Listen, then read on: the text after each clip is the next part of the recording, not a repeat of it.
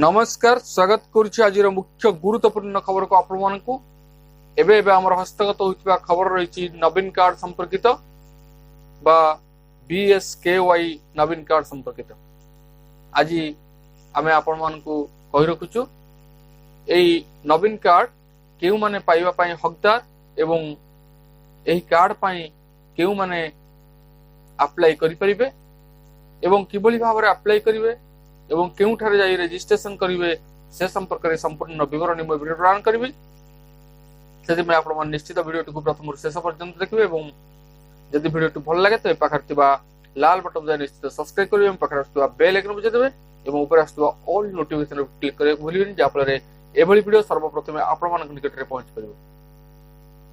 तबे आसंतु जानिबा आजिर एही बीएसकेवाई नवीन कार्ड संपर्कित विशेष गुरुत्वपूर्ण सूचना। दूर हेब गरीब लोक मानकर चिकित्सा टेंशन मेडिकल रे बड़ खर्च वहन करिवे राज्य सरकार। ओडिशा सरकार विजु स्वास्थ्य कल्याण बा बीएसकेवाई हेल्थ कार्ड परे एबे आसीछि बीएसकेवाई नवीन कार्ड। अधिकरु अधिक लोकंकर मागणा स्वास्थ्य सेवा पाई एही आवेदन प्रक्रिया को आहुरी सरल करिसेंती सरकार। एथिपाई हमकु जनवरी 6 रु 16 तारिख जाए चलिबो पंजीकरण। ऑनलाइन सह मो सेवा केंद्र रे होई परिबो रजिस्ट्रेशन। तेबे एही हेल्थ कार्ड को नै केतेक लोकंक मन रे किछिटा प्रश्न रहिछि आमे से सब प्रश्नर उत्तर सह द्वंद्व दूर करियो को चेष्टा करियो। बीएसकेवाई नवीन कार्ड एही कार्ड एही संप्रसारित योजना पाई केउ माने योग्य केबे ओ केमिति आवेदन करिवे से नै सविशेष तथ्य सह विज्ञप्ति प्रकाश करिसेंती राज्य सरकार। पंजीकरण पाई जिला स्तर रे सचेतन सृष्टि करिया पाई सब जिलापाल मानकु चिठी लिखा जाइछि। बीएसकेवाई नवीन कार्ड पाई पंजीकरण केबेठु आरंभ हेउछि जानिबा।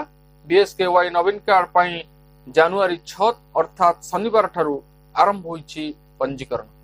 रजिस्ट्रेशन सरकारी पोर्टल खोलिबा परे 16 तारिख जाए चलिबो प्रक्रिया। काहा नाम रे करि परिबे आपण पंजीकरण। बीएसकेवाई नवीन कार्ड परिवार रो मुख्यंकर नाम रे समस्ते करि परिबे पंजीकरण।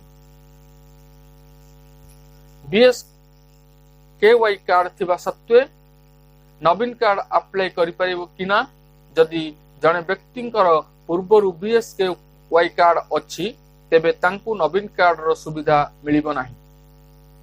जदि भी से नवीन कार्ड अप्लाई करूछंती तेबे ताहा रिजेक्ट होई जिवो।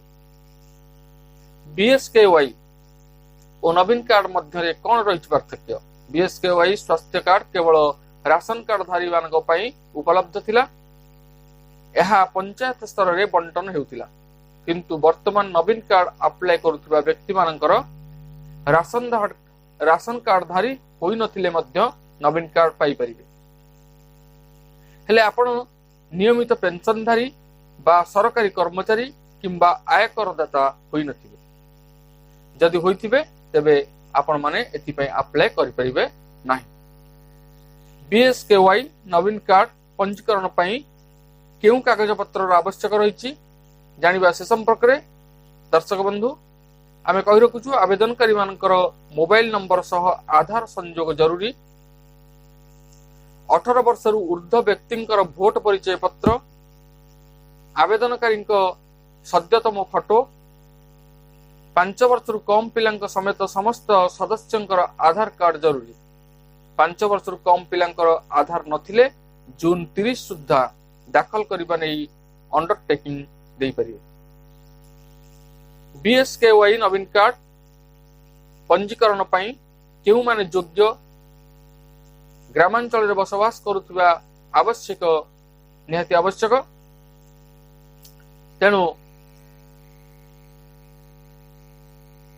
बीएसकेवाई नवीन कार्ड रो सुविधा तालिकाभुक्त समस्त राज्य और राज्य बाहर घरोई हॉस्पिटल रे मागणारे चिकित्सा सुविधा पाइबार पाई वार्षिक 5 लाख और महिला मानक ପାଇଁ 10 ଲକ୍ଷ ଟଙ୍କା ପର୍ଯ୍ୟନ୍ତ ଦେୟମୁକ୍ତ ଚିକିତ୍ସା ସୁବିଧା ଯୋଗାଇ ଦିଆଯାଇଛି। ହୃଦରୋଗ, କିଡନୀ ରୋଗ, ବ୍ରେନ୍ ଷ୍ଟ୍ରୋକ୍, ବ୍ରେନ୍ ଟ୍ୟୁମର ଭଳି ଜଟିଳ ରୋଗର ଚିକିତ୍ସା ମିଳିପାରିବ। ଗମ୍ଭୀର ମସ୍ତିଷ୍କ କ୍ଷତ, ପୋଡ଼ାଜଳା ଆହତ, ସ୍ନାୟୁ, ମାଂସପେଶୀ, କ୍ୟାନ୍ସର ଭଳି ଜଟିଳ ରୋଗର ଚିକିତ୍ସା ମିଳିପାରିବ। ଏ ଥିଲା BSKY ନବୀନ କାର୍ଡ ସମ୍ପର୍କିତ ଏକ ବିଶେଷ ଗୁରୁତ୍ୱପୂର୍ଣ୍ଣ ସୂଚନା। ଆଜି ପାଇଁ ଏତିକି, ପୁଣି ଦେଖା ହେବା ଆଗାମୀ ଭିଡ଼ିଓରେ। ରହୁଛି, ଧନ୍ୟବାଦ।